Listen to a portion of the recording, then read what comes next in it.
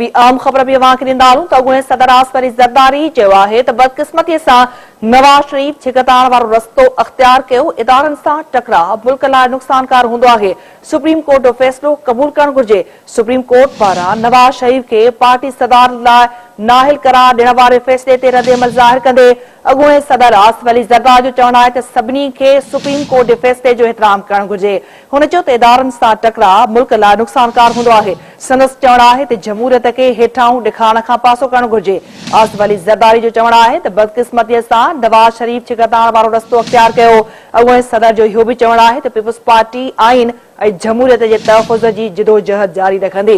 अहम ख़बर अवां सां शेयर कयूं पिया त अॻूणे सदर आसवरी ज़रदारी जो चवणु आहे त बदकिस्मतीअ सां नवाज़ शरीफ छिकताइण वारो रस्तो अख़्तियार कयो इदारनि सां टकराउ मुल्क लाइ नुक़सानकार हूंदो आहे।